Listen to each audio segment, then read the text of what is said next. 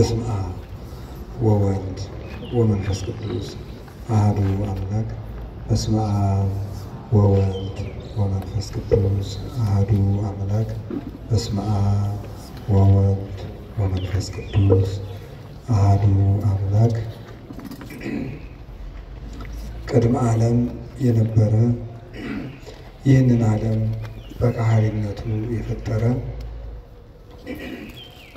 የፈጠረውን ዓለም በቸርነቱ የሚመግብ ሥጋችንን ለብሶ ተዋህዶ ተሰቅሎ ሞቶ ያዳነን ፈጣሪያችን መድኃኒታችን ኢየሱስ ክርስቶስ በልቡናችን አስበን በአንደበታችን ተናግረን ስለማንፈጽመው ቸርነቱ ከባሕሪ አባቱ ከአብ ከባሕሪ ሕይወቱ ከመንፈስ ቅዱስ ጋር አንድ ለምትሆን መንግሥቱ ክብር ምስጋና ይግባው።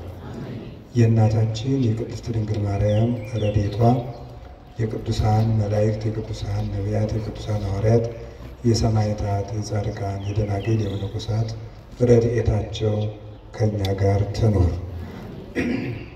ክቡር አባታችን መላከ ገነት መዝገቡ ላቀው፣ ክቡር አባታችን መላከ ብርሃን ጌታውን፣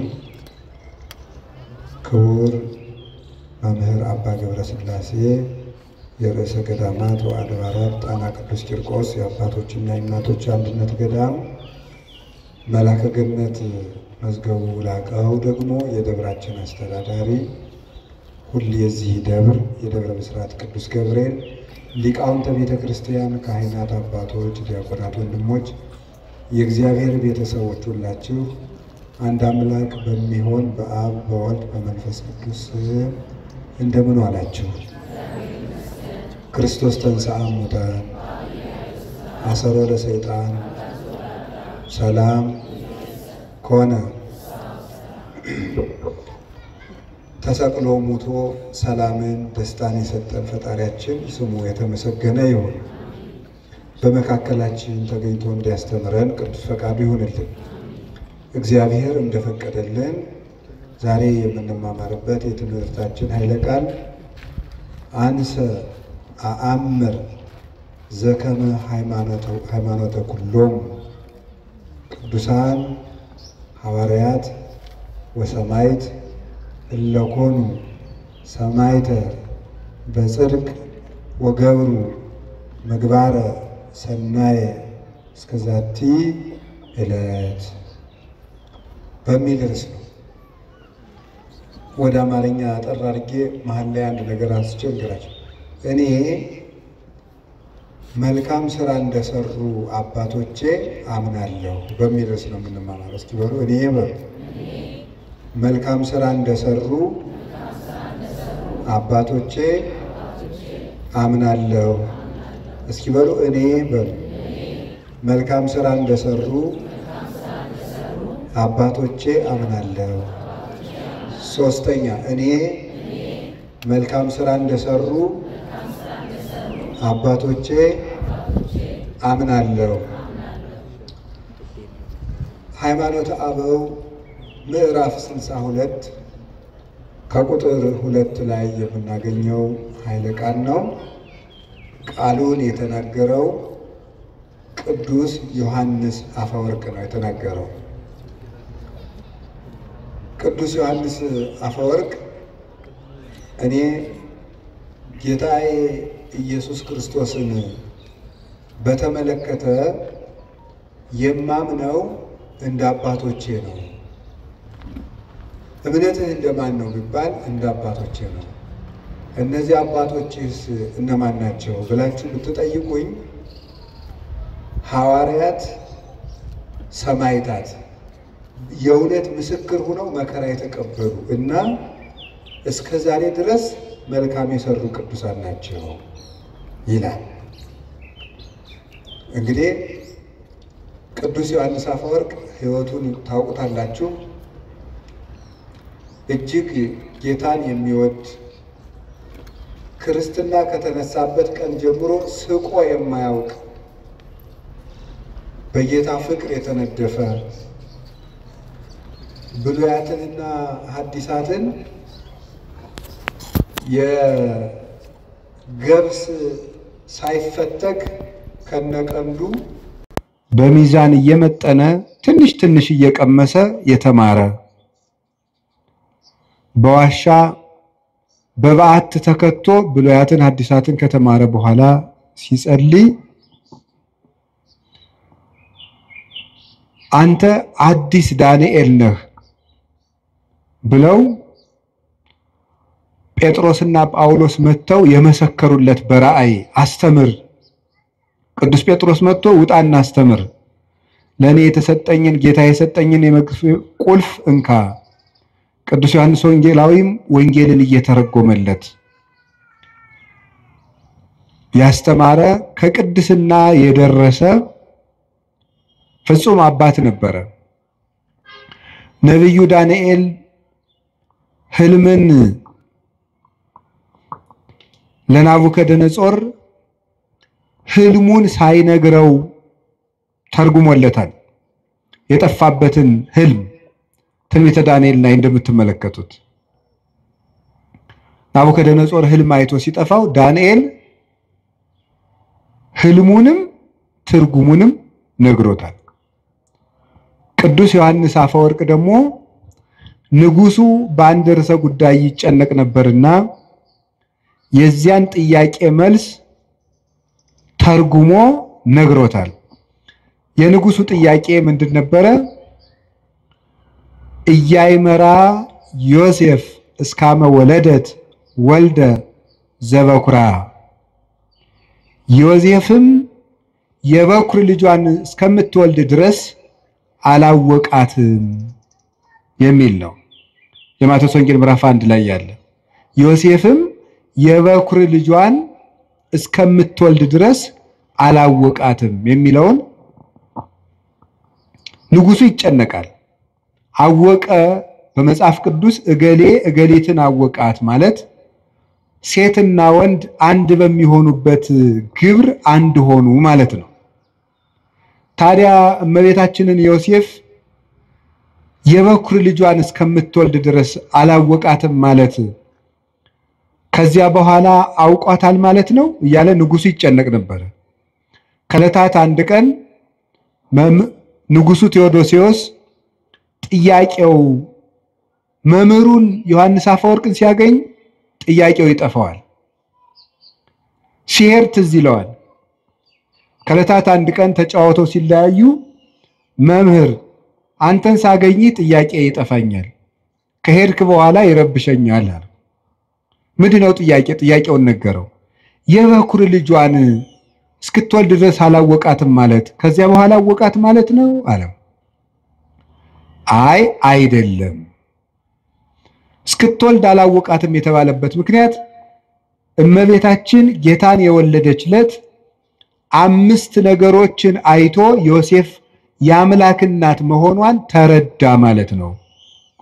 እስከዚያ ድረስ ግን አላወቃትም። ቢነገረውም አምላክ ከዚያ በፊት ሰው ሆኖ ስለማያውቅ ዮሴፍ ያንን መረዳት የሚችልበት አቅም አላገኘም ነበር። የልደት ግለት ግን ሰብአ ሰገል መተው ሲገብሩ፣ እረኞች ሲያመሰግኑ፣ መላእክት ሲያመሰግኑ፣ ብርሃን በቤተልሔም ሲገለጥ፣ ኮከቡ በሁለት መንገድ እየተጓዘ ሲመጣ አይቶ ኮከቡ መጥቶ እመቤታችን ከወለደችበት ላይ መጥቶ ሲቆም አየ። ሰብአ ሰገል 3 ነገስታት መጥተው ሲገብሩለት አየ። ብርሃን ቤተልሔምን ሲሸፍናት አየ። እረኞች የሰማይ ምስጋና ተገልጦላቸው ሲያመሰግኑ አየ። መላእክት ከሰው ጋር ወርደው ሲያመሰግኑ አየ። ይህንን እስከሚያይ ድረስ አምላክን እንደወለደች አላወቀም ነበር። ይህንን ነው ያላወቀው እንጂ ከወለደች በኋላ አወቀ ማለት አይደለም። አወቀ የሚለው ሁለት ይተረጎማል። አባ ጊዮርጊስም ይናገራል። አይመራስ ዘሀበ ክሌፍና ይተረጎም። አወቃት የሚለው በሁለት ይተረጎማል። ሀበ አይምሮ ወእያይምሮ፣ በማወቅና ባለማወቅ። ሀበ ሩካቤ ወኢሩካቤ፣ ወይም ወንድና ሴት አንድ በመሆናቸውና ባለመሆናቸው ይተረጎማል። በእውቀት ይተረጎማል። በእውቀት በማወቅ አዲስ ነገርን በመገንዘብ በመረዳት ይተረጎማል። አላወቃትም ማለት ወላዲት አምላክ መሆኗ ጭንቅ ሆኖበት ነበረ። ስትወልድ ግን ተረጋገጠለት ማለት ነው። በዚያውም ላይ ፍጻሜ የሌለው እስከ ነው።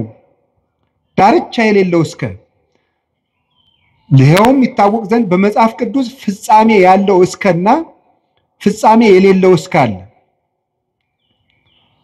ለምሳሌ እስከ ዓመት ትብሉ ቡሩክ ዘይመጽእ በስመ እግዚአብሔር፣ በእግዚአብሔር ስም የሚመጣ የተባረከ ነው እስከምትሉ ድረስ ሲል እስከ ይናገራል። ከዳን እስከ ቤርሳቤ ሲል እስከ አለው ወሰን ያለው ነው። ኢተመይጠ ቋ እስካመ ነትገ ማያ አይህ፣ የጥፋት ውሃ እስከሚጎድል ድረስ ቁራው አልተመለሰም ነበር። ከዚያ በኋላ ተመለሰ ማለት አይደለም። ፍጻሜ የሌለው እስከ ነው። ኢወለደት ሜልኮል እስካመ ሞተት፣ ሜልኮል እስከምትሞት ድረስ አልወለደችም። ከወለደች በኋላ ከሞተች በኋላ ወለደች ማለት አይደለም። ፍጻሜ የሌለው ሰው እገሌ እስከሚሞት ድረስ ንስሐ አልገባም ቢባል ከሞተ በኋላ ንስሐ ገባ ማለት አይደለም። ይህ ፍጻሜ የሌለው እስካለ ይህንን ለመግለጥ ነው ብሎ ተረጎመል። ዳንኤል ለናቡከደነጾር የጠፋበትን ህልም እንደተረጎመለት አንተም የጠፋብኝን ጥያቄ ተርጉመህልኛል፣ አዲሱ ዳንኤል ነህ ብሎ የተናገረለት ከጀርባው የነበረችው የእመቤታችን ስዕልም ሰናየ ተናገርከ ዮሐንስ አፈወርቅ፣ ሰናየ ተናገርከ ዮሐንስ ልሳነ ወርቅ፣ አንደበትህ የጠራልህ ዮሐንስ ሆይ በጎ ተናግረሃል ብላ ስዕሊቱ አንደበት አውጥታ እስክትመሰክርለት ድረስ የደረሰባት ነበረ። ብሉያቱን ሐዲሳቱን ሲተረጉም የቅዱስ ጳውሎስን መልእክታት በሚተረጉምበት ጊዜ ቅዱስ ጳውሎስ ራሱ ተገልጾ እጁን ጭኖበት ይውል ነበር። በአካል በሚጽፍበት ጊዜ ቅዱስ ዮሐንስ አፈወርቅ ሹመት የማይወድ ፍጹም አባት ነው። ቅስና ሊሾም በተባለ ጊዜ ለጓደኛው ለባስልዮስ ሲነግረው እኔ ካህን መሆን አልፈልግም ማለት ቄሱን ሲባል ቅስና ለማምጣት ካህን መሆን አልፈልግም። ለምን?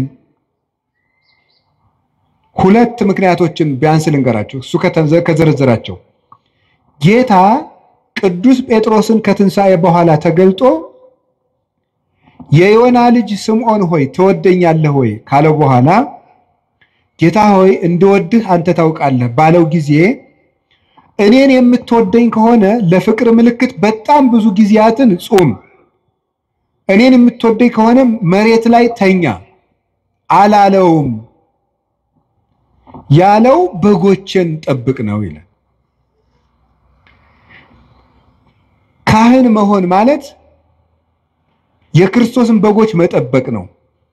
ለክርስቶስ የምናሳየው የመጨረሻው ፍቅርም በጎቹን መውደድና መጠበቅ ነው። እኔ ለዚህ አደራ የምበቃ ሰው አይደለሁም። በዚያውም ላይ አስበው የሚያድሩ በጎችን መጠበቅ አልችልም። ክርስቶስ የሞተላቸውን በጎች አስነጥቃለሁና ብሎ እምቢ ብሎ ተገዶ የተሾመ ሰው ነው።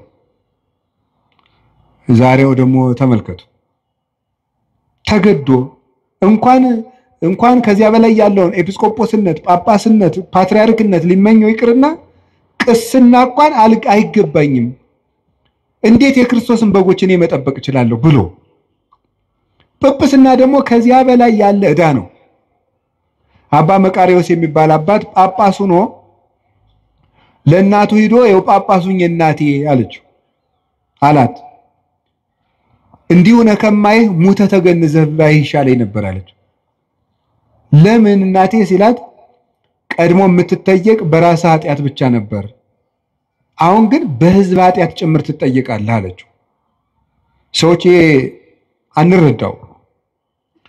ቅዱስ ዮሐንስ አፈወርቅ እንዲህ አለ ርህሩህ፣ ድሃ የሚወድ የድሆች ጠበቃ፣ የምጽዋት አባት፣ ፊታይቶ የማያዳላ የፈለገው ሁሉ እንዲያገኘው በከተማው መሃል ፓትርያርክ ሆኖ ብቻውን ሲመላለስ የሚገኝ ለአንዲት ደሃ መሬት ብሎ የቤተ መንግስት ነገስታትን የሚገስጽ እውነተኛ የቤተ ክርስቲያን አባት አንደበቱ የጠራለት ነገሩ የተከናወነለት ፍጹም አባት ነው። የቤተ ክርስቲያን ሽልማት ነው።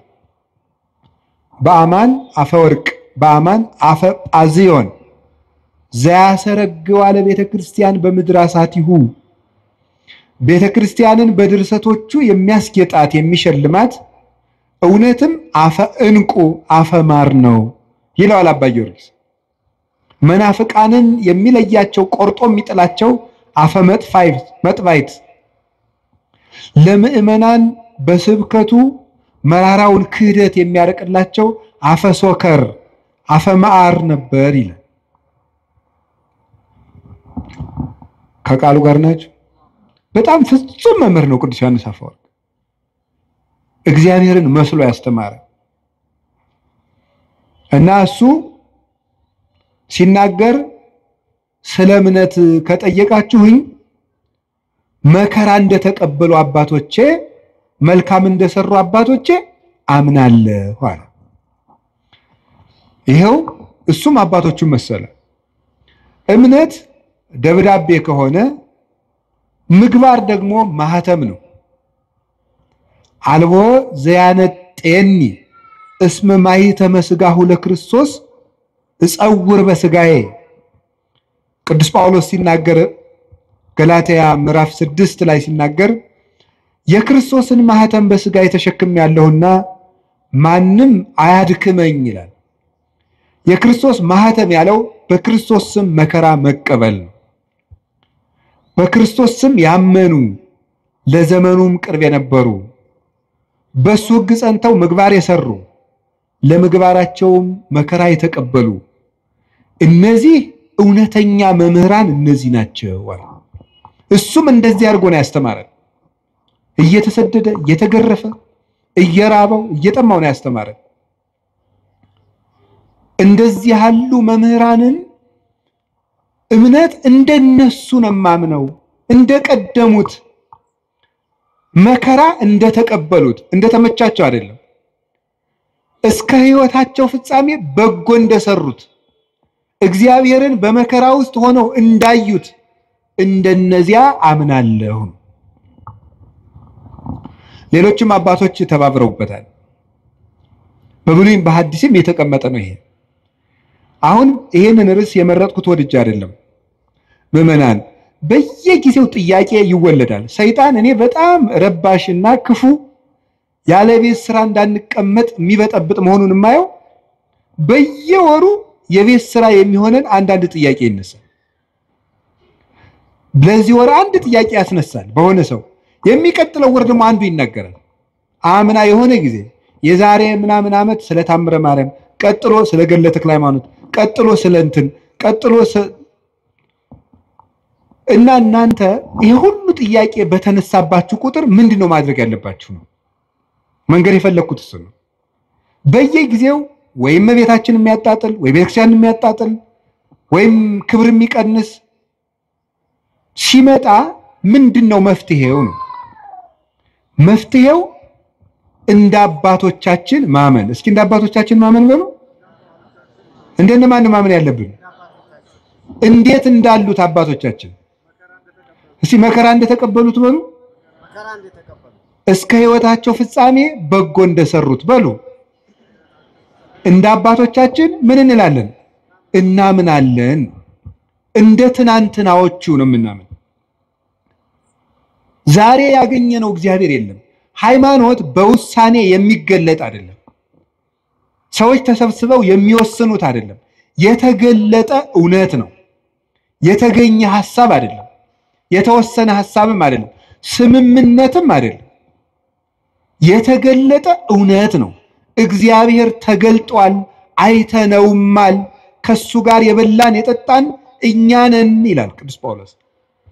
በብዙ ነገር ወበብዙ መክፈልት አይዳ እግዚአብሔር ለአበዊነ በነቢያቲሁ እምትካት። እግዚአብሔር በብዙ ህብረ ትንቢት፣ በብዙ ህብረ መልክ፣ በብዙ አነጋገር፣ በብዙ ጎዳና ለአባቶቻችን በነቢያት ከቀድሞ ጀምሮ ተናገረ። ወለነሰ በዳሃሪ መዋይል ነገረነ በወልዱ ወወቱ ፈጠሮ ለኩሉ ወረሰዮ ወራሴ ኩሉ ዘውቱ ጸዳለ ስባቲሁ አምሳለ አራያሁ ዘይእዝ ኩሎ በኃይለ ቃሩ።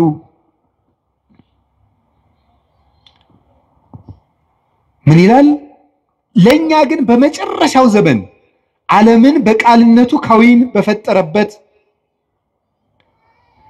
ባህሪውን ባህሪ አድርጎ ሁሉን ወራሽ በሆነ የአብ ባህሪው በሆነ የአብ የክብሩ ጸዳል በሆነ አምሳለ አራያሁ በመልክ የሚመስለው በባህሪ የሚተካከለው ዘይዝ ኩሎ በኃይለ ቃሉ ሁሉን በእጁ በያዘ በአንድ ልጁ ተናገረን ይላል። በአንድ ልጁ ተናገረን። እሱም ወለሊሁ ገብረ በአካለ ህላዌሁ በዛያነጽ ኃጣዊነ እሱም በገዛ ደሙ ኃጢአታችንን ካነጻ በኋላ ወነበረ በየማነ እበዩ ዘበሰማያት በግርማው ቀኝ ተቀመጠ። እስመ ብሂለ ነቢር ያእምር ሀበዘ ኢተልእኮ ተቀመጠ ማለትም ተልእኮ የለበትም ማለት ነው ይላል ቅዱስ ዮሐንስ አፈወርቅ ሲተረጉመው ዕብራውያን ምዕራፍ 1 ከቁጥር 1 እስከ 3 ያለውን። ስለዚህ እግዚአብሔር ተገልጧል። አንደኛ ዮሐንስ ምዕራፍ 1 ላይ ምን ይላል? ንሕነ ንነግረክሙ ንዜንወክሙ በይንተ ነገረ ሕይወት ዘሃሎ እምቅድም ዘሰማይናሁ ወዘርእይናሁ ወዘገሰሳሁ እደዊነ። እኛ ግን በጆሮአችን የሰማነውን በዓይናችን ያየነውን በእጃችን የዳሰስነውን የሕይወትን ቃል እንነግራችኋለን ይላል። እግዚአብሔር ተገልጧል። እግዚአብሔር አብ በልጁ ተገልጧል። እግዚአብሔር መንፈስ ቅዱስ በወልድ ተገልጧል። እግዚአብሔር ወልድ አብን ሰብኮናል፣ መንፈስ ቅዱስን ሰብኮናል። እሱን አይተን አብን አይተነዋል፣ መንፈስ ቅዱስን አይተነዋል። ለእግዚአብሔር ሰ አልቦ ዘርእዮ ግሙራ አላ ውእቱ ወልድ ኃይል ዛለው ውስተ ጽናው ውእቱ ነገረነ። እግዚአብሔርን ያየው አንድስ እንኳ የለም፣ በቅፉ ያለ በእሪናው ያለ አንድ ልጁ እሱ ነገረን እንጂ ተብሎ እንደተነገረ ዮሐንስ 1 ቁጥር 18 ላይ እግዚአብሔር ወልድ እግዚአብሔር አብን እግዚአብሔር መንፈስ ቅዱስን እንድናውቅ ነግሮናል። እውነት ተገልጧል፣ ሕይወት ተገልጧል። ነይነሰ ነአምር ከመመጻ ወልደ እግዚአብሔር ወሀበነ ልበ ከመናይምሮ ለእግዚአብሔር በጽድቅ ወሃለውነ በአሚን በወልደ እግዚአብሔር ዘውቱ እግዚአብሔር ዘበአማን። እኛ ግን የእግዚአብሔር ልጅ እንደመጣ እግዚአብሔርን እናውቅ ዘንድ ልብ እንደሰጠን እናውቃለን። በእግዚአብሔር ልጅ በማመንም እስከዛሬ ድረስ አለን። እርሱም እውነተኛ የባህሪ አምላክ እግዚአብሔር ነው። አንደኛ ዮሐንስ ምዕራፍ 5 ቁጥር 20 ላይ እግዚአብሔር ወልድ ተገልጧል። ያንን የተገለጠውን እውነት ነው የምንኖረው። ሃይማኖት ወስነን አናውቅም። ሃይማኖትን ተስማምተን አልሰራንም። ሃይማኖትን ፈልገን አልተገኘንም። ሃይማኖት ተገልጦልን ያዝ ነው። ከዚህ በኋላ ሌላ መምህር አይመጣም። የመምህራን ማህተም ኢየሱስ ክርስቶስ ነው። መምህራችን ኢየሱስ ክርስቶስ ወይ ሲባል በቅዳሴ ያልሰማችሁ የመምህራን ራስ የመምህራን ማህተም እሱ ነው። ሰው ሁሉ ቢያስተምር ወደ ክርስቶስ ለመድረስ ነው። ሌላ ትምህርትም የለም። አልቦ ዘይክል ሳርሮ ዘይን በለዘተ ሳረረ ከተመሰረተው መሰረት በቀር ሌላ መመሰረት የሚችል ማንም የለም። ያንን የተገለጠውን እውነት እንዴት አድርገን ነው የምናገኘው? ማን የሚናገረው ነው እውነት? አንዱ አንዱን ይለናል፣ አንዱ አንዱን ይለናል። የማን ነው እውነት? የማን ነው ትክክል? ትናንትን ስናይ እውነትን ማወቅ እንችላለን። ትናንትን ስናይ በኦሪት ዘዳግም ምዕራፍ 32 ቁጥር 8 ላይ እንዲህ የሚል ቃል አለ። ተዘከሩ መዋዕለ ትካት ወለበው ዓመታተ ተዘከሩ መዋዕለ ትካት ያለፈውን ዘመን የቀደመውን ዘመን አስቡ። ወዓመታተ ወለበው ዓመታተ የቀድሞዎችንም ዓመታትንም አስተውሉ። ተሰአሎ ላቡከ ወይነግረከ አባትህን ጠይቀው ይነግርሃል። ወለሊቃውንቲከ ይዜንውከ ሊቃውንትንም ጠይቃቸው ያስተምሩሃል። የቀደመውን ዘመን እስራኤል ሆይ አስብ ይላል። እንደ ትናንት ነው የምንኖረው። እግዚአብሔር የትናንትና አምላክ ነው። ዛሬኛ ፈልገን ያገኘነው አይደለም። ስለዚህ በትናንትናው መሰረት ላይ ቁመን ስንፈትሸው ሁሉ ገለባ እየሆነ ይገኛል፣ እየቀለለ እናገኘዋለን። ግድ የላችሁ ምዕመናን፣ ከባድ ጭንቅ ክደት ለቤተክርስቲያን እንግዲህ የሚመጣ ክደት የለም። የትናንትናው ነው እየታደሰ ብቅ የሚል አንዳንድ ቀን ትናንትና ናሪዎስ የተካዱት እነ ንስጥሮስ የካዱት ሌሎች ያሉት ነው የሚመጡት፣ ሌላ አይመጣም። ለትናንትናው ክደት የትናንትናው ክደት ዛሬ የሚመጣ ከሆነ መድኃኒቱ ምንድነው? የትናንትናውን መልስ ማወቅ ለዛሬው ክደት መድኃኒት ነው። የዛሬው ክደት ነገ የሚመጣ ከሆነ የዛሬውን መልስ ማወቅ ለነገው ክደት መድኃኒት ነው። እውነቴን ነው የምነግራችሁ፣ ጌታ እስከሚመጣበት ድረስ አዲስ ክደት አይመጣም። የሚመጣው ክደት ሁሉ ትናንት የተካደው ነው። ያንን ራሱን እያሻሻለ የሚመጣ አሁን አንተ በቅተህ ነው ነብዩ ነው እንደዚህ አይመጣም ምትል ልትልሻ የሰው ሊና መች ረፍት የለው አይደል? መቼስ እኔ በቅቻለሁ አላልኩም ጌታዬ እያልኩ ያለሁት ምን ማለት ነው? ክደት እየታደሰ ሄዳል እንጂ ሁሉም ክደቶች ተክደዋል። እግዚአብሔር የለም ከተባለ ተብሎ ነበር። ድንግል ማርያም እንዲና ተብሎ ማለት ከሆነ ተብሎ ነበር። ትናንት የተባለ ሁሉም ተብሏል። ያ ግን ዘመናትን ትውልዱ ረስቶታል ተብሎ ሲታሰብ ይቆይና ሰይጣን ብቅ ያደርገዋል። የዚያን ጊዜ ሆ ብለን እንደነግጣለን። ግን አዲስ ነገር የለም። እንዳትታወቁ ከፈለጋችሁ ትናንትን ወቁት። እግዚአብሔር በኦሪት ዘዳግም እስራኤል ታሪክህን ወቅ ነው። ታሪክህን ወቅ እንዳትጠፋ። የትናንትናውን ዘመን ጠይቅ። ማን ነው የምትጠይቅ? አባቶችህን ጠይቃቸው ይነግሩሃል አለ። በምግባር የወለዱህን በተግባር የወለዱትን ላመኑት እምነት በተግባር የኖሩትን የትናንትናዎችን አባቶች ጠይቁ። ሊቃውንትን ጠይቃቸው ይነግሩሃል የትናንትናዎችን። ሊቃውንት ባልኩ እንግዲህ እኔን ማለት አይደለም፣ ወይ ገሌን ማለት ወይ አባ ገሌን አይደለም፣ ወይ መጋቢ ሐዲስ ገሌን እያልኩ አይደለም። የትናንትናዎችን ሊቃውንት ከህይወታቸው ጋር የኖሩትን ጠይቋቸው። መጽሐፋቸው አለላችሁ። ለምን ነው የምትሸበሩት? አለኮ ለሁሉ ነገር አባቶቻችን እነሱ መከራውን ገፈታ ቀምሰው ለኛ ሁሉን ነገር ሰርተውልን ሄደዋል።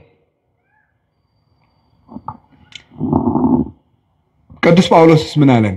ጌታ በመኃልየ ሰሎሞን ደግሞ የተናገረውን ንገራቸው። እመሰ ኢያእመርኪ ሰናይት እማንስት፣ አንቺ ከሴቶች ሁሉ ያማርሽ ሆይ ራስሽ ማወቅ ከተሳነሽ አንቺ ራስሽ ካላወቅሽ የኔ መንገድ ከጠፋሽ ፀሐይ ውስተ ሰኮና ሆሙ ለመሬት የመንጋዎችን ሰኮና ተከትለሽ ውጪ አለ። የመንጋዎችን ተከተለ። ወራእይ ማፃ አይጣሊኪ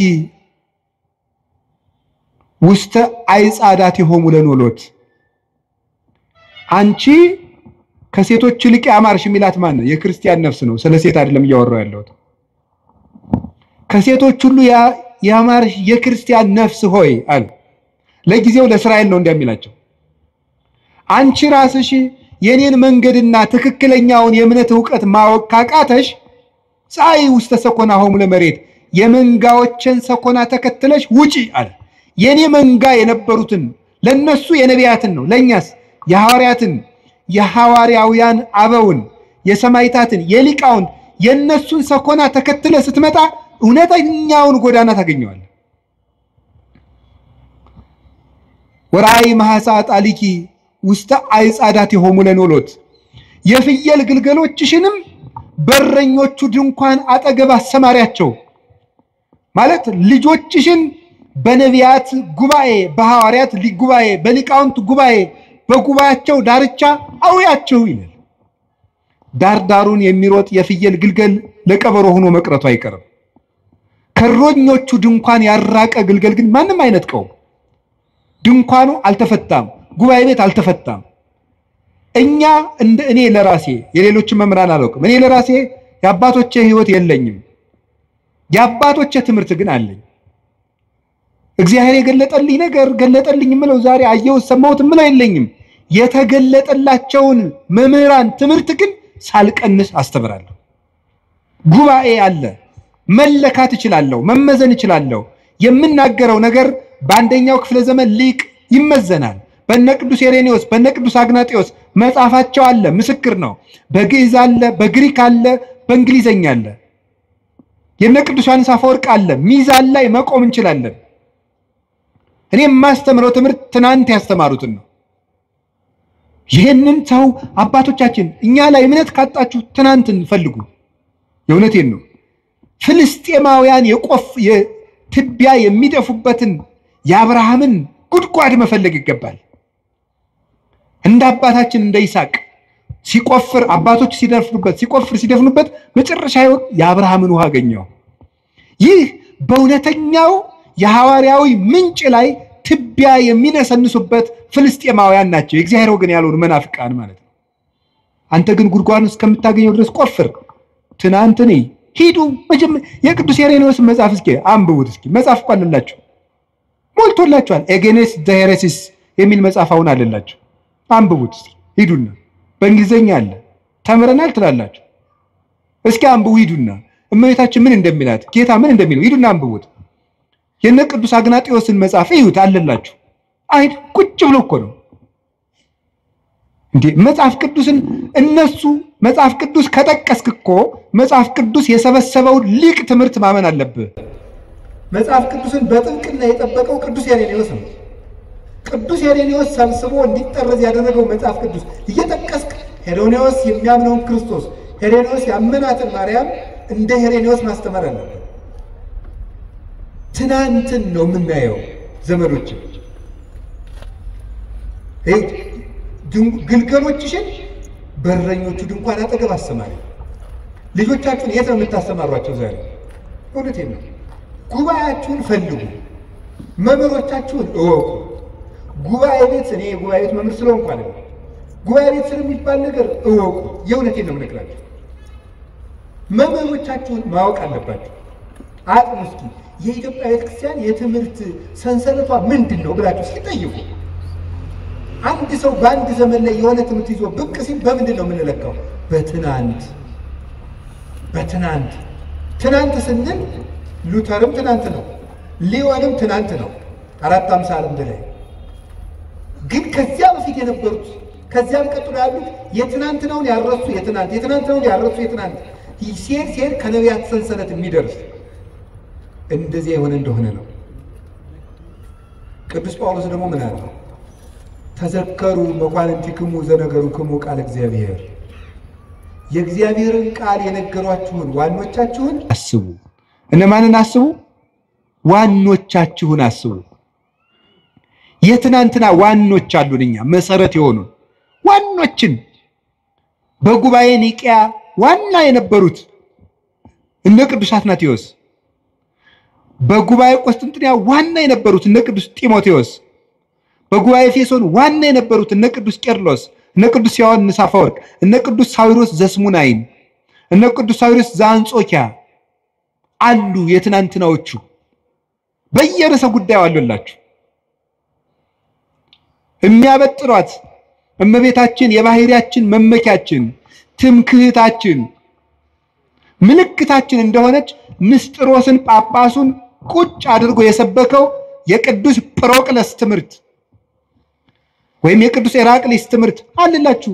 በእንግሊዘኛ አለ፣ በግዕዝ አለ፣ በአማርኛ አለ። አሁን የምናገረው ራሱ አልዋሽም አለ። የአባቶቻችን ትምህርት ግን የሌለ እንዳይመስላችሁ። ሰይጣን ሊረብሻችሁ ይችላል። መልስ ታጡ በጊዜው መልስ የሌለ ሊያስመስልባችሁ ይችላል። እኔ አሁን በየጊዜው ይሄንን ርዕሰ ጉዳይ እያልኩ አይደለም መልስ የምሰጣችሁ። ለአጠቃላይ ለሚነሳ ስተት ቀድማ ቤተክርስቲያኒቱ ይዛው ከቆየችው ትምህርት ያፈነገጠ ሲመጣ እናንተ ወደ ትናንት ዘወር ማለት ነው። ስለዚህ የእግዚአብሔርን ቃል የነገሯችሁን ዋኖቻችሁን አስቡ። ዕብራውያን 13:7 እንዳትረሱ። ዋኖቻችሁን አስቡ። ችግር ሲገጥማችሁ ዋኖቻችሁን አስቡ። ዋና መሰረቶቻችን እንዴት ነው ዋኖቻችን የምናውቀው? እንዘትር የእዩ ሰናየ ግዕዞም መልካሙን ስራቸውን እያያችሁ ምሰሏቸዋል። መልካሙን ስራቸውን እያያችሁ ምሰሏቸው። ለእምነታቸው የኖሩ ናቸው። እምነት ሲከብዳቸው ተግባር ሲከብዳቸው በእምነት ያመካኙ አይደሉም። ክርስቶስን ለመውደዳቸው ምግባር መስራት ሲያቅታቸው ክርስቶስ ስለሚወደኝ ምግባር አያስፈልገኝም የሚሉ ለስጋቸው ጠበቃ የቆሙ አይደሉም። ራሳቸውን ዘንግተው ለክርስቶስ የኖሩ ልክ ቅዱስ ጳውሎስ ገላትያ ምዕራፍ 2 ቁጥር 20 ላይ አንሰ ይሃሎኩ ወበሕይወተ ክርስቶስ ሃሎኩ እኔ አሁን ሕያው ሁኜ የለውም በኔ የሚኖረው ክርስቶስ ነው ይላል። እኔ በሕይወት የለውም በኔ የሚኖረው ክርስቶስ ነው ይላል ቅዱስ ጳውሎስ። ራሳቸውን ትተውት ጨርሰውት ክርስቶስ በእነሱ የሚኖርባቸው የክርስቶስ ሰሌዳ የሆኑ ቴዎዶሲዮስ ዘአንጾኪያ የሚባል ሊቅ ጳውሎስ ዘይትናገር ቦቱ ክርስቶስ የሚናገርበት ጳውሎስ ይለዋል። ክርስቶስ የሚናገርበት ጳውሎስ እኔ ያለ የለሁም በኔ የሚኖረው ክርስቶስ ነው። አባት የምንለው ይሄንን ነው። እንግዲህ ሰው ሲጠፋ ነው እኛም አባይ እየተባልን ያለው። አባት የምንላቸው እነዚህን ነው። ምዕመን ሽጠው እንጀራ የሚያጠራቅሙትን አይደለም፣ ራሳቸውን ሽጠው ትውልድ የሚያተርፉትን ነው። እነዚህ ናቸው አባቶቻችን የትናንትናዎቹ፣ ለቤተ ክርስቲያን የኖሩ ለምዕመናን ራሳቸውን ቤዛ አድርገው የሰጡ። ቅዱስ ዮሐንስ አፈወርቅ ንግስቲቱ የድሃ መሬት ቀምታ ስታስቀድስ የድሃ መሬት ሳትመልሽ ማስቀደስ አትችይም ማለት አልመልስም ማለች። ካልመለሽ ታዲያ አንቺ የምድር ርስት ቀምተሽ የሰማይ ርስት ታገኛለሽ ማለት አትችይም። እግዚአብሔር የፍትህ አምላክ ነው፣ እንዳትቆርብ ያውግሽሻለሁ አለ። አሰድድሃለሁ አለችው። አሰድጅኝ፣ የፈለግሽውን አድርጊ። ስታሰድደው ምን እንዳደረገ ታውቃላችሁ? እሱ ምን አለ? ኧረ እባካችሁ ዮሐንስን ተው በሉት አሰድደዋለሁ ስትል ይልቁንስ ስታሰድደኝ በሌሊት እንድታሰድደኝ ነው ንገሯት። ምዕመናን መምህራችን አናሰድድም እያሉ ከሷ ጋር ጠብ ገጥመው እንዲሞቱብኝ አልፈልግም ማለት። እንዲህ ነበሩ መምህሮቻችን። ደጋፊ የሚያደራጁ ቲፎዞ የሚያደራጁ እኔ ተነካው ውጡልኝ የሚሉ አልነበሩም። መምህሮቻችን እነ ቅዱስ ቄርሎስ እነ ቅዱስ ዮሐንስ አፈወርቅ ለበጎቻቸው የሚሞቱ ነበሩ። እነዚህ ናቸው መምህሮቻችን። እነዚህን ነው ማሰብ። ማን እንደላከው የማይታወቀው ሁሉ ሐሳብ አመጣ ቁጥር መረበሽ የለባቸው። መምህሮቻችን እነዚህ ናቸው።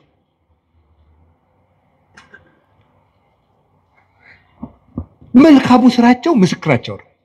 ቅዱስ ቄርሎስ ደግሞ እንዲህ አለ።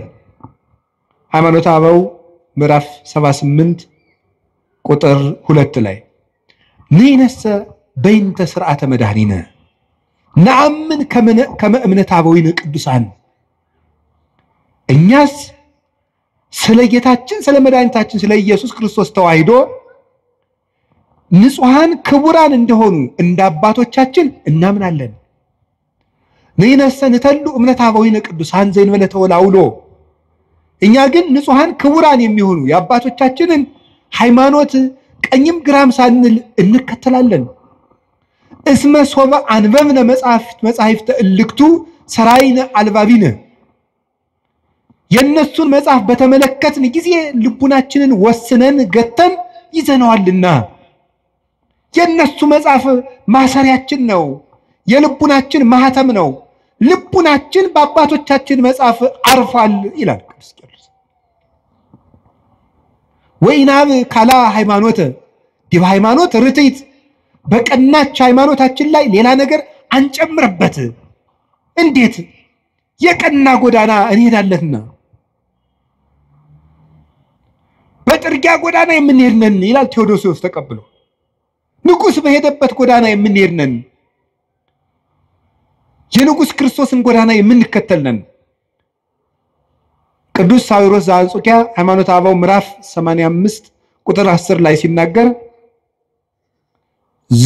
ውእቱ አይምሮ ዘያድህን ዘተወከብናሁ ቅድመ እምአበዊነ ቅዱሳን ለባሰያን እግዚአብሔር እግዚአብሔርን ከለበሱ እግዚአብሔር ካደረባቸው ከንጹሃን አባቶቻችን አስቀድመን የተቀበልነው የሚያድን ሃይማኖት ይህ ነው ይላል። የሚያድን ሃይማኖት ከንጹህ አባት የተገኘ ነው። ንጹህ አባት ሰንሰለቱን ያስተላልፈው ነው። ልብ በሉ፣ የስህተት ትምህርቶችን የሚያስተላልፉ ሰዎች ወይ አድርባዮች ናቸው፣ ወይ ሆዳም ናቸው፣ ወይ ሹመት ፈላጊዎች ናቸው፣ ወይ ምስጋና ፈላጊዎች ናቸው። ንጹህ ትምህርት ያስተማረውን አባት ሂድና እየው። ዮሐንስ አፈወርቅ ትሁት፣ ቅዱስ ቄርሎስ ትሁት፣ ቅዱስ ኤፍሬም እንደው ትሁት፣ እኔ ጌታ ያንተን ወንጌል ማስተማር አይገባኝም ብሎ ዋሻ ውስጥ ዶ የሚሸሸግ ነበር ቅዱስ ኤፍሬም። አንተ በልልና የሰበከውን ወንጌል እኔ ትቢያው እንዴት አድርጌ ያስተምረዋለሁ እየተባለ እያሉ እዩዋቸው። እነ ቅዱስ ኤጲፋኒዮስ ሹመት አልፈልግም እያሉ በአዝመራ መካከል ጠፍተው ከተደበቁበት ታስረው ተይዘው እየመጡ ነበር የሚሾሙት። የክርስቶስ ትምህርት ያደረበት አባት የክርስቶስን ሕይወት ያሳያቸዋል። እንደው አባቶቻችን ይሄን የዕብራውያንን ሲተረጉሙ የቀደሙ አባቶቻችን ዋኖቻችሁን አስቡ የሚለውን ሲተረጉሙ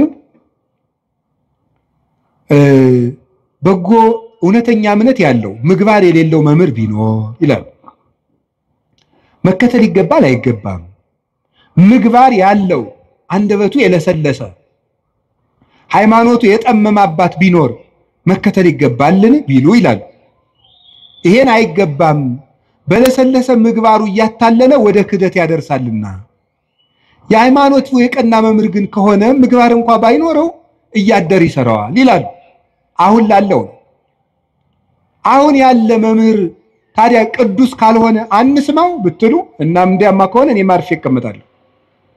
ምስጢሩ ምንድነው? አሁን ያለን መምህር የምንሰማው የትናንትናዎቹን እስካስተማረን ድረስ ነው። ከዚያ ከወጣ ቆርጠን እንጥለዋለን። ለስጋ በሚመች ፈጠራ ልቦለድ ለነገስታት በሚመች የሚሰብክ ከሆነ መምህራችን አይደለም። መቅድመ ኩሉ ሐሊ ከመትጽና በርትዕ ሃይማኖት፣ ከሁሉ አስቀድመ በቀናች ሃይማኖት መጽናትህን አረጋግጥ፣ አጽና፣ አስብ። ወባይቱ ኢታጥሪ ዘንተ ማበስጋ ወደም። ግን ይሄንን ሃይማኖት ከስጋዊ መምህር አገኘዋለሁ አትበል። ቅዱስ አትናቴዎስ ሃይማኖተ አበው ላይ ሲናገር አስቀድመህ ወዳጄ ከሁሉም ስራ አስቀድመህ የቀና ሃይማኖት እንዳለህ እርግጠኛ ሆነ። የቀና ሃይማኖትን ግን ምድራዊ ነገር ከሚያሳድድ ሰው አገኘዋለሁ አትበል። እስመ ለሊሁ ይቤ ብፁዕ አንተ ስምዖን ወልደ ዮና እስመ ይከሰተ ለከ ዘንተ ዘሥጋ ወደም። ጌታችን ኢየሱስ ክርስቶስ ራሱ ስምዖን ሆይ ብፁዕ ነህ ይሄንን ስጋዊ ደማዊ አልገለጠልህም ብሎ ያመሰገነው ቅዱስ ጴጥሮስ የሰማይ ዕውቀትን ስለተናገረ ነው እንጂ የምድር ዕውቀትን ቢናገር አያመሰግነውም ነበር ይላል ቅዱስ አትናቴዎስ። ስለዚህ ዘመዶቼ እንደ አባቶቻችን መከራ እንደተቀበሉት እናምናለን። በየትኛውም ርዕሰ ጉዳይ ቢሆን እናምናለን። ሰሞኑን እመቤታችን ቤዛ ትባላለች አትባልም የሚል ጥያቄ በጣም ብዙ ምዕመናን ስትጠይቁኝ ስለነበረ ሐሳቡን ካነሱት አባት ጋር ግንኙነት የለኝም። ብዙ ጊዜ ሰዎች ለሚያነሱት ሐሳብ እኔ መልስ የማልሰጥበት ምክንያት ሰዎቹ እንዲድኑ ስለምፈልግ ነው።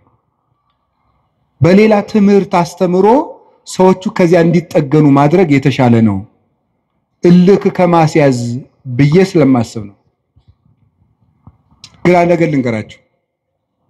እኔ አሁን እመቤታችን ቤዛ ትባላለች አትባልም የሚለውን መልስ ከመመለሴ በፊት እንዲህ ያለ ጥያቄ ሲመጣባችሁ ምንድነው ማድረግ ያለባችሁ? ቅድም የነገርኳችሁ ምንድነው ማድረግ ያለባችሁ? ስለዚህ ጉዳይ የትናንትና አባቶቻችን ምን ብለዋል? ምን ብለዋል? ቅዱስ ያሬድ ምንድነው ያለው? አባ ጊዮርጊስ ምንድነው ያለው? ቅዱስ ጎርጎርዮስ ዘንዚናዙ ምንድነው ያለው? ህሊናዋን በመጠበቋ ስጋዋን ጠብቃ ንጹህ ሆና በመኖሯ ፍጹም እምነትን በመያዟ she became the advocate of Eve ነው የሚለው ከእንግሊዘኛው ቀጥታ ስለወሰድኩት የሔዋን ጠበቃዋ ቤዛዋ ሆነቻት ነው የሚለው ቅዱስ ጎርጎርዮስ ዘንዚናዙ ታዲያ ምንድነው ማድረግ የፈለጋችሁ ይባል ሄዳችሁ ትናንትን ማየት ይባላል አይባልም ሐሳብ ሲገጥማችሁ ምን ተብሏል እስኪ መምህር አባቶች ምን ብለዋል በዚህ ጉዳይ ላይ ኑረውበታል እኮ ግን እንደው ይሄ ልነግራችሁ ፈልጌ ነው እኔ አንድ ገጠመኝ ልንገራችሁ ሰሞኑን ኢየሩሳሌም ነበርኩኝ እና እመቤታችን ቤዛ ትባላለች አትባልም የሚለው እዚህ በጣም ብዙ እየተምታታ ስለሆነ ብዙ ሰው ስለዚህ ጉዳይ መልስ ስጠን ምናምን ያለ ቴክስትም ያደርግልኛል ዝም ብዬ ቁጭ ብዬ ስል ጋይድ የሚያደርገን ሰው ጀሚር ይባላል እና ጀሚር ሲሄድ ልጁን ተካልን ልጁ ፋዲ ይባላል አው ሰበሰብኩት አይደል ፋዲ ይባላል እና እኔ መተዋወቅ ሰውን ስሙን መጠየቅ ደስ ይለኛል ማን ነው ስምህ ስለው ፋዲ አለኝ አረብኛ ነው ፋዲ ማለት ምን ማለት ነው ስለው ቤዛ ማለት ነው አለኝ እኔ በጣም ነው የገረመኝ እና ፋዲ እንኳን ቤዛ ተብሏል እኔ ምን እኮ ነው የምነግራችሁ ማለት ነው እንደው ፋዲ ባቅሙ ቤዛ እየተባለ እመቤታችን እንዴ እና እኔ በጣም በየቀኑ ፋዲን ባገኘሁት ቁጥር በጣም ሲገርምና አብራራልኝ አልኩት የምሬንም ነግራችሁ ውሸቴን አይደለም 2-3 መምህራን ጋር ፋዲን አስተዋውቀዋለሁ ከነ ትርጉሙ በእንግሊዘኛ እንዲተረጉምልን እያደረኩ እና ፋዲ ምን ማለት ነው ግን ቤዛ ስለው ራስን እንደ ክርስቶስ ለሌላው አሳልፎ መስጠት ማለት ነው ቤዛ ማለት እንደዚህ ያለ ማን ነው ፋዲ በሉ እንጂ እንደዚህ ብሎ ራሱ የነገረኝ ማን እንደሆነ ታውቃላችሁ ፋዲ ነው እና በጣም ገርሞኝ እግዚአብሔር እንዴት ነው የሚያስተምረው በጣም ነው የገረመኝ ስለዚህ ጉዳይ ዝም ማለት ነበር የፈለኩኝ አንደኛ ማንንም ሰው ትልቅ ሰው የሚሆን ትንሽ ሰው ይስታል ወደ መንገዱ እንዲመጥገማረው እንጂ እልክ ይዞት እንዲጠፋ እኔ አልፈልግም እግዚአብሔር በሚያውቀው ዝም ማለት ፈልጌ ሳለ ፋዲ እንደዚህ ያለኝ እናም ከዛ እኔ ለዚህ የስሙ ትርጓሜ ዮሐንስ ወንጌልን ነገርኩት አልቦ ፍቅር ዘይአቢ እምዝ ፍቅር ከመብሲ ዘይመጡ ቤዛ ነፍሰ ቢጹ ራሱን ለባልንጀራው አሳልፎ ከሚሰጥ በቀር ከዚህ የሚበልጥ ፍቅር የለም አለ ራሱን ለባልንጀራው አሳልፎ የሚሰጥ ከዚህ የሚበልጥ ፍቅር የለም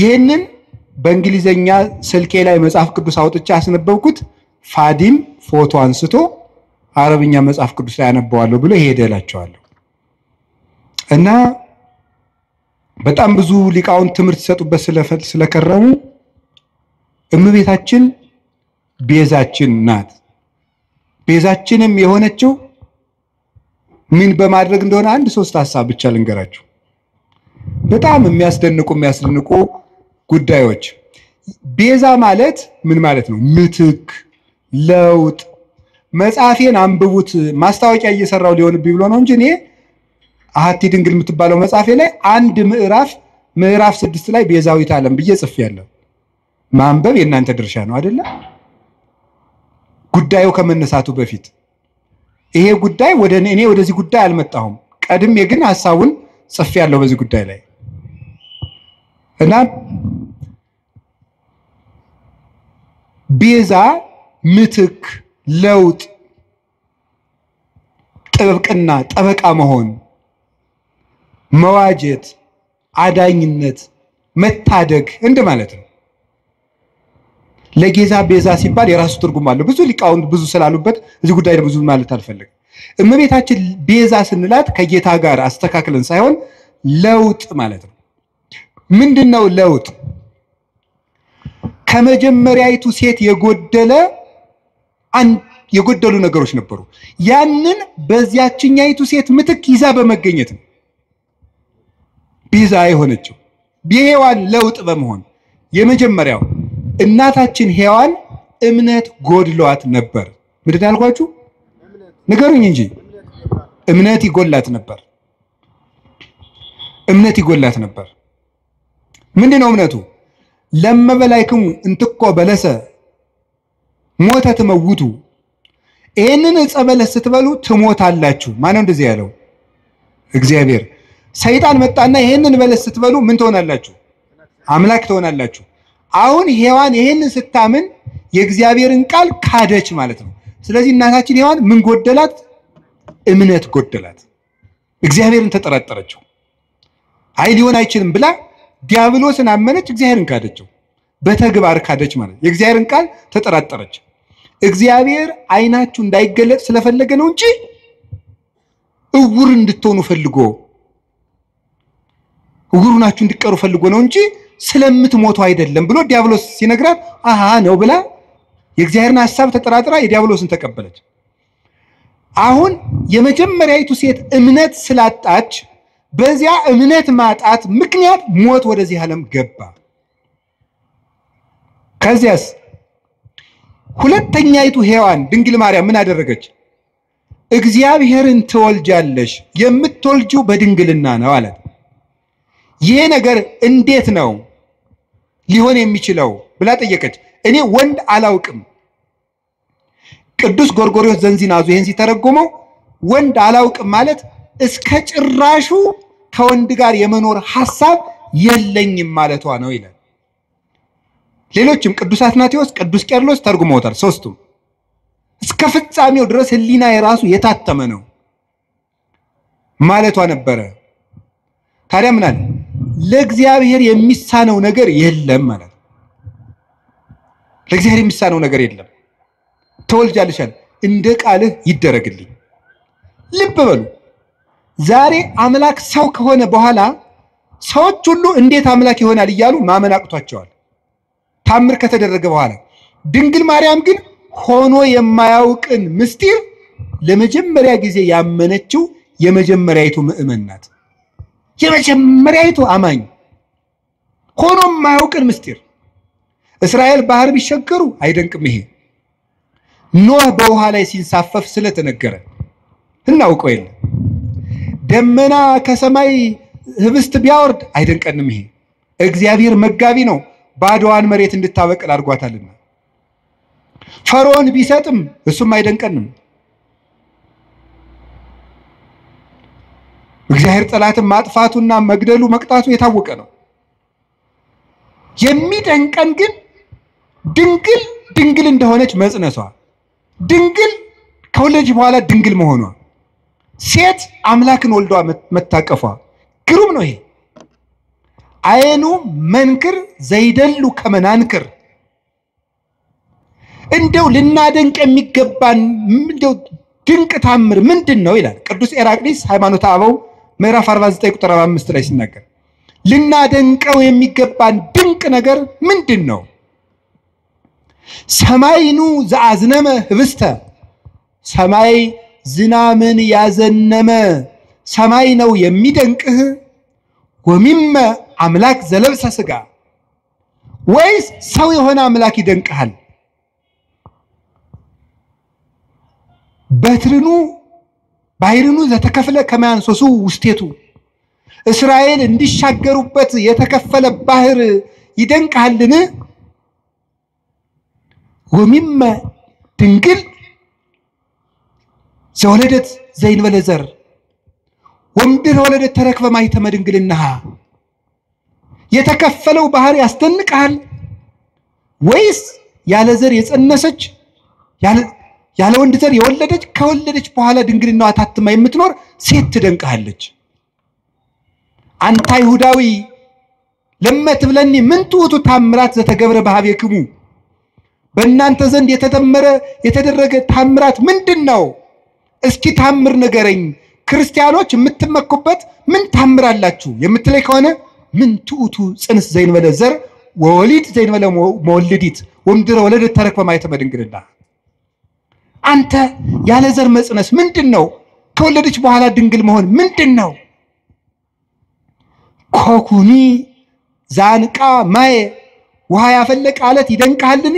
ወሚመ መስቀል ዘቀደሰ ዓለም ወይስ ዓለምን የቀደሰ መስቀል ይደንቅሃል? ምን ትውቱ ስርቀተ ስብሐተ እግዚአብሔር የእግዚአብሔር ብርሃን በቤተልሔም መገለጡ ምንድነው? ስብሐተ ኖሎት የእረኞች ምስጋና ምንድነው? ወውረተ ኮከብ በክሌፍና ኮከቡ ከሰው መሃል እየተሰወረ ብቻውን እየተገለጠ መሄዱ ምንድነው? ሐዊር በውስተ ባሕር እንዘ ይርህስ ሀገሪሁ እግሮቹ ሳይረጡበት በባህር ላይ መራመድ ምንድነው? ሐዊር አንካሳን ያንካሶች መሮጥ ምንድነው? የሙታን መነሳት ምንድነው? ተገሰጽም ዝንቱ ታምር ወስግድ ለዘተሰቅለ ይህን ታምር አይተህ አንተ ሰው ተገሰጽ ተማር ለተሰቀለው አምላክም ስገድ ይላል። ታምር ይሏቸዋል የድንግል ማርያም ማህፀን። ይህን የሚደንቀን ሁሉ የማያውቅ ነገር ያመነች ብጽዕት ኤልሳቤጥም እንዲህ ነበር ያለቻት። ብጽዕት አንቲ እንተ ተአምኒ ከመ ይከውን ቃል ዘነገሩኪ ከእግዚአብሔር ተልከው የነገሩሽ ቃል እንደሚሆን የምታምኝ አንቺ ብጽዕት ነሽ። ያመንሽ አንቺ ብጽዕት ነሽ። ሔዋን የሌላትን እምነት ይዛ በመገኘት የሔዋን ጠበቃዋ ድንግል ማርያም ናት፣ ቤዛዋ ናት። አንድ ሁለተኛስ ድንግል ማርያም ይዛው የተገኘችው አንድ ድንቅ ነገር አለ። እሱ ምን እንደሆነ ታውቃላችሁ? ትህትና ይባላል። ሔዋን ምን አደረገች መስላችሁ? አምላክነትን ነው የተመኘችው አይደል? በለስን ስትበላ አምላክነትን መመኘት የትዕቢት የመጨረሻው ነው። ድንግል ማርያም ከዛሳ ሊቃውንት ተረጉሙናሉ መስላችሁ? ትህትና ዘይት ነው፣ መንፈስ ቅዱስ ወይም የመንፈስ ቅዱስ ጸጋ መብራት ነው ይላሉ። ዘይቱ ሲያልቅ መብራቱ ምን ይላል? ይጠፋል። ትህትና ከሰው ሰውነት ሲጠፋ መንፈስ ቅዱስ ከሰው ምን ይላል? ይርቃል። አዳምና ሔዋን የትህትናቸው ዘይት ሲያልቅባቸው የመንፈስ ቅዱስ ብርሃን ከነሱ ራቀ። ራቁታቸውንም ሆኑ። በለስም ቅጠል ቆርጠው አገለደሙ አዳምና ሔዋን። ድንግል ማርያምሳ ያምላክ ተፈሥሒ ፍሥሕት ኦ ምልዕተ ጸጋ እግዚአብሔር ምስሌኪ ደስተኛይቱ ወይ ደስ ይበልሽ ሲላት እንዲህ ያለ ሰላምታ ለሴት ይገባል፣ ለኔ ይገባኛል፣ ለፍጡር አለችው። ተመልከቱ ትህትናዋን። በሔዋን ባለቀው ዘይቷ በኩል ሞት ወደዚህ ዓለም ገባ። ትህትናን በተሞላችው እውነተኛይቱ የሕይወታችን ማሰሮ በድንግል ማርያም በኩል መንፈስ ቅዱስ መጣ። ዘይቱ ካለ መብራቱ እንደሚኖር ትህትና ካለበት መንፈስ ቅዱስ ይኖራል እና ይሄ እንዴት ያለ ሰላምታ ነው ባለች ጊዜ ጸጋን የተመላሽ ሆይ ያሰኘት ይሄ ነው። ሙሉ ናት እመቤታችን። ትህትና የጎደላትን የእናቷን ትህትና ይዛ በመገኘት የሔዋን ቤዛዋ ናት በትህትናዋ። ትህትና አያችሁ ዘመዶች፣ በእምነት ማጣት ሞት በሔዋን ጆሮ ገባ። በድንግል ማርያም እምነት ሕይወት ቃል በሷ ወደሷ ማህፀን ገባ። በሔዋን እምነት ትህትና ማጣት ሞት ወደኛ ገባ። በድንግል ማርያም ትህትና ሕይወታችን ክርስቶስ ከሷ እንዲወለድ ሆነ። የትህትናዋ በር ነው አምላክ ልጇ ይሆን ዘንድ ወደሷ እንዲወርድ ያደረገው። ትህትና የቅድስና ሁሉ መሰረት ነውና ከቃሉ ጋር ናችሁ። ንጽህናዋስ ብትሉ ንጽህናዋስ ምን ይላል መሰላችሁ? ድንግል ማርያም ምንድነው የምትባለው? የእግዚአብሔር ምንድነው የምትባለው? በሉ እንጂ ከተማ በሉ እንጂ የእግዚአብሔር ምን መዝሙር 86 ስላለ ይሄንን ለቅዱስ ኤፍሬም ለቅዱስ ያሬድ የእግዚአብሔር ከተማ አምልተው እና አባ ጊዮርጊስ አምልተው አስፍተው ተርጉመውታል። የእግዚአብሔር ከተማ ማለት ምን ማለት ነው? በነገራችሁ ላይ አንድ እንደኔ ያለ ሰው ዝም ብሎ ደርሶ የእግዚአብሔር ከተማ አይባልም። ትንሽ ያላት እንቅልፍ የላት እንደሚባለው አንደኛ ቆሮንቶስ ምዕራፍ 3 ቁጥር 16 ላይ እናንተ የመንፈስ ቅዱስ መቅደስ ናችሁ ይላል ብሎ ሊጠቅስ ነው። አንዱ ሩጦ እንደዚህ ነው የሚለው። በነገራችሁ ላይ መናፍቃን እኛ አንድ ጥቅስ ስንጠቅስ ያኛውን የማናውቀው ነው የሚመስላቸው። የጅል ነገር እናውቀዋለን፣ ጠፍቶን አይደለም። ያኛው ይሄኛው በንስሐ ነው። የእግዚአብሔር ከተማ የተባለችው ምን ማለት ነው? ከእግዚአብሔር ውጭ ወደሷ ምንም ነገር ገብቶባት የማያውቅ ማለት ነው። የሚያስደንቅ እኮ ነው። ይሄ በድንግልና መጽነሷን ብቻ አይደለም፣ ህሊናዋ ውስጥ ራሱ ከእግዚአብሔር ውጪ ምንም ሐሳብ ገብቶባት የማያውቅ። አይገርማችሁ? ሐሳቡ የታጠረለት ፍጡር የት ይገኛል? እስቲ የፈለገ ገሊት ድንግል ናት፣ ገሌ ድንግል ነው ይባላል። በሐሳቡና በሐሳቧ ግን ስንቱን ነውታል? በሐሳባችን ስንቱን በድለናል።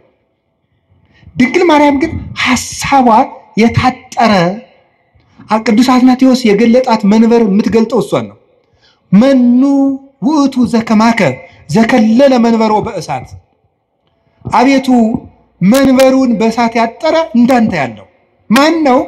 መንፈስ ቅዱስ የጋረዳት ናትና ፍጹም ንጽሕት እርግማን የሌለባት መርገም ያልወደቀባት ምልአተ ኃጢአት ያላገኛት ቃሏ ቅዱስ ድንግል፣ ሐሳቧ ድንግል፣ ስጋዋ ድንግል፣ ልቡናዋ ድንግል የሆነች እመቤታችን ናት። ለዚህ ነው በስድስተኛው ወር ገብርኤል መልአክ ወደ ምን ድንግል ሄደ ነው የሚለው። በሉ እንጂ ለእግዚአብሔር ወደ ታጨች ወደ ምን ነው የሚለው? ወደ አንዲት ድንግል። ለምንድን ነው አንድ ድንግል የሚላት? እንደሷ ያለ ድንግልና ያለው ማንም የለም። ስጋው ድንግል ቢሆን አፉ አይደለም፣ አፉ ድንግል ቢሆን ሐሳቡ ድንግል አይደለም። ሁሉ የተሟላላት እመቤታችን ናት። እግዚአብሔር ደግሞ በንጹህ ነው የሚያድረው። ንጹህ ስለሆነች እመቤታችን አደረት። አቀባ ጰራቅሊጦስም ከርሰ እማ፣ መንፈስ ቅዱስ ከእናቷ ማህፀን ጀምሮ ጠበቃት። ወኢረኩሰት በምንትኒ እምዘፈጠራ፣ ከፍጥራትም ጀምሮ ምንም በምን አላደፈችም። እንዴት ሆና ነው ከሰው ተገንታ የሰው እርግማን ያላረፈባት? ከመእምጽቡር ጽሩየ ገብራ፣ ጭቃ ወርቅ ከጭቃ ሲገኝ ጭቃው እንደሌለበት ሁሉ ከተረገመው ከአዳም ልጅ ባህሪ ስትወለድ እርግማን ያላገኛት ንጽሕት ዘር ጽጌ ሃይማኖት ዘጸገየት በማይከለ አስዋክ ይላታል ቅዱስ ያሬድ። በእሾህ መካከል አብባ የተገኘች የሃይማኖት አበባ። ጽጌረዳውን እሾህ አጥሮት አበባው ላይ ግን እሾህ የለም። በተረገመ ሰውነታችን ውስጥ ከተረገመ ሰዎች ተወልዳ ርግማን የሌለባት አበባ እመቤታችን ናት። የመጨረሻውን አንድ ነገር ልንገራችሁ። እመቤታችን ሔዋን ምን አላደረገችም? ድንግል ነበረች። ይሄን ያስተማረው ማን ነው? ድንግል ማርያም በድንግልናዋ የሔዋን ጠበቃ ሆነች። ቅዱስ ዮሐንስ አፈወርቅ ነው እንዲህ ያለው። ያቺ ድንግል ነበረች፣ ድንግልናዋን ግን አፈረሰችው። ለምን? ድንግልናዋን ለዲያብሎስ ጆሮ በመስጠት አፈረሰች። ይችኛይቱ ድንግል ግን የመላኩን ቃል በማመን ድንግልናዋን ጠበቀች። ስለዚህ ሔዋን ቤዛዋ ናት። የተቀደሰችው ምድር ናት። ኦሪት ዘጸአት ምዕራፍ 3 ቁጥር 15 ላይ ቁጥር 5 ላይ ምን አለው እግዚአብሔር ሙሴን? ሙሴ የቆምክባት ምድር የተቀደሰች ናትና ጫማህን አውልቅ አለው። የተቀደሰች ምድር፣ የቆምክባት ምድር የተቀደሰች ናት። ኦሪት ዘፍጥረት ምዕራፍ 4 ቁጥር 17 ላይ ግን ምዕራፍ 3 ቁጥር 17 ምን የሚል ቃል ታገኛላችሁ? አዳም መሬት አንተ ወትገብ ውስጥ መሬት ነህ፣ ወደ መሬትነት ትመለሳለህ። እርግምተ ትኩን ምድር በእንቲአከ፣ ምድር በአንተ ምክንያት የተረገመች ትሁን። ሶከ ወአሜከላ ለይቁልከ፣ እሾህና አሜከላ ይብቀልብህ አለው። ምድር በአንተ ምክንያት የተቀደሰች ትሁን፣ የተረገመች ትሁን አለው። ምድር ሙሴን ደግሞ የቆምክባት ምድር የተቀደሰች ናት አለው። እንዴት ነው ምድር የተረገመች ከሆነች የተቀደሰች ምድር የተገኘችው? በተረገመ ምድር ውስጥ ሙሴ የቆመባት መሬት የተቀደሰች እንደተባለች በተረገመው ሰውነታችን መሃል እርግማን ያላረፈባት የተቀደሰችው አማናዊ ሊቀ ካህናታችን ንጉሳችን ኢየሱስ ክርስቶስ የቆመባት ቅድስቲቱ ምድር ድንግል ማርያም ናት። ምን አለ ቅዱስ ዮሐንስ አፈወርቅ? ተፈሥሒ ኦግዝቴ ቅድስት ድንግል ምድር ቅድስት እንተ በጽሐኪ እግዚአብሔር እንዘ ይጽአን በደመና ብሩህ ወዋእ ውስቴትኪ። እግዚአብሔር በብሩህ ደመና ተጭኖ መጥቶ በማህፀንሽ ያደረ ቅድስት ምድር እመቤቴ ማርያም ሆይ ደስ ይበልሽ አለት። ለዚህ ነው ቅድስት ምድር እርግማን የሌለባት ሰውነቷን ንጹህ አድርጋ ጠብቃ ያቀረበች እሷ ናት። መጨረሻ ላይ የምነግራችሁ ድንግል ማርያም ለሔዋን በመታዘዝ ቤዛዋ ናት። እስኪ በመታዘዝ በሉ። በምን? በመታዘዝ። ሔዋንን አትብይ ወይም አዳምን አትብላ። ይሄ ምንድን ነው? ትእዛዝ በሉ እንጂ። አፍርሰው ምን አሉ? በሉ። ባለመታዘዛቸው ምን መጣ? ሞት። በአንድ ሰው አለመታዘዝ ሞት ወደዚህ ዓለም ገባ አይደለም የሚለው? ገባ። አለመታዘዛቸው። ይችኛይቱ ድንግልስ እውነተኛይቱ ድንግል ማርያም እሷሳ ምንድናት? ታዘዘች። አምላክን ትወልጃለሽ፣ እሺ ይደረግልኝ። መታዘዝ። ቀጥሎስ ልትወልድ 9 ወር ሞልቷት ልትቆጠሪ መንገድ ሂጂ፣ እሺ። እንዴ እምትወልጂው ንጉስ ነው ታብዬ ሲያበቃ የምድር ንጉስ ሊቆጥረኝ መሄድ ምንድነው ያላለች? እሺ ብላ የታዘዘች። እሺ ወልዳሳ ሲያበቃ ወደ ግብጽ ሂጅ፣ እሺ። ወደ ግብጽ ስትሄድ ስንት ዓመቷ ነው? የ15 ዓመት ልጅ። መንገድ ሄዳ ማታውቅ፣ አገር ማታውቅ፣ ከ600 ኪሎ ሜትር በላይ በእግሯ በእስራኤል የብርድ ወራት ነው የተሰደደችው። ቸነፈር እያሳደዳት አውሬ ይገጥማት አታውቅ። ሂዳ የምታርፍበት ቤት ዘመድ የላት። እሺ ተንከራተተች፣ ተሰደደች። ተመልሰሽ ናዝሬት ነይ፣ እሺ። እና እሷ ቤዛ ያልሆነች ማንም ይሆናል? ሁሉን እሺ እያለች እየታዘዘች አንድ ቀን አንደበቷን ገልጣ ያላማረረች ከማመስገን በቀር። ልጇ ውሃውን ጠጅ አድርግ ልጄ፣ ጊዜ ገና አልደረሰም፣ እሺ።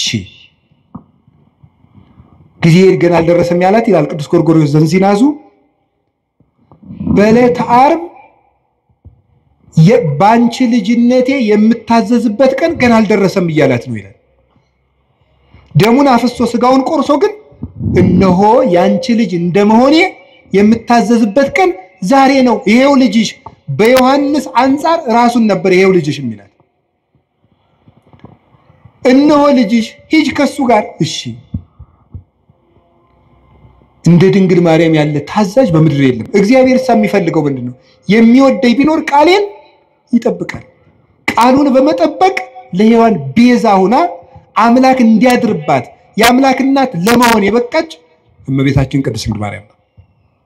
እምነቷን፣ ትህትናዋን፣ ታዛዥነቷን፣ ፍጹም ድንግልናዋን፣ ንጹህ ሕዋሳቷን ይዛ በመቅረብ ለልብሰተ ሥጋ የሔዋን ቤዛዋ ናት። እንዲህ ያለውን ነገረ ማርያም እና ነገረ ክርስቶስ ጥሩ ስራ እንደሰሩት መከራ እንደተቀበሉት አባቶቻችን እናምናለን። የአክል ሃይማኖት ዘአልቦ ጥልቀት፣ ነውር የሌለበት ሃይማኖት በቂ ነው። ቅዱስ ቄርሎስ ወእምነት በቅድስት ድንግል ከመይት ወላዲተ እግዚአብሔር በስጋ፣ ድንግል ማርያም እግዚአብሔርን በስጋ እንደወለደች ማመን በቂ ነው ይላል። ነገ እመቤታችን ናት። እመቤታችን ለኛ ምልክታችን ናት። አደገ ልንገራችሁ። በጉባኤ ኤፌሶን ጊዜ ንስጥሮስ ሲመጣ ምን ይዞ እንደመጣ ታውቃላችሁ? 50 ወታደሮችን አስጭኖ ነው የመጣው። ወደ ጉባኤ ሲመጣ ቅዱስ ቄርሎስ ወደ ኤፌሶን ሲሄድ ምን ይዞ ወላዲተ አምላክ የሚል ጽሑፍ እንደ ታፔላ ጽፎ ከጳጳሳት ፊት ለፊት አድርጎ ነበር የደረሰው። ወላዲተ አምላክ ወላዲተ አምላክ ወላዲተ አምላክ የሚለው ቃል ለኛ ምልክታችን ነው። ነፃ ስንወጣ ጌታችን ኢየሱስ ክርስቶስ ከመስቀሉ ስር የሰጠን የነፃነት ማህተም የሆነ ምልክት የሆነ ስም ነው ወላዲተ አምላክ የሚለው። ጌታሳ በስሙ የሚቀድሰን በደሙ ያነጻን ምህረቱን የሚያድለን፣ ድንግል ማርያም ግን ወደ ክርስቶስ ምህረት የምታደርሰን የእምነታችን ምልክት። እንደው ቅዱስ ዮሐንስ አፈወርቅ የሚናገረው ልናገርና ልጨርስ። ወእሰብክ እመንገለ ድንግልናሃ ለማርያም፣ የድንግል ማርያምን ድንግልና ምልክት አድርጌ ክርስቶስን እሰብከዋለሁ። እስኪ በሉ ሁላችሁ የድንግል ማርያምን ድንግልና በሉ ምልክት አድርጌ ክርስቶስን እሰብከዋለሁ። ምኑን ምልክት አድርጌ? እኛ የተሰቀለውን ክርስቶስን እንሰብካለን አይደል ያለ ቅዱስ ጳውሎስ። ክርስቶስን ለመስበክ የማንን ድንግልና ምልክት እናደርጋለን? የእናቱ ድንግልና። የእናቱ ድንግልና ክርስቶስን በሰበክንበት ሁሉ ክርስቶስ አምላክ ለመሆኑ ምልክታችን ነው። እሷ ድንግል ናት፣ ድንግል በሉ።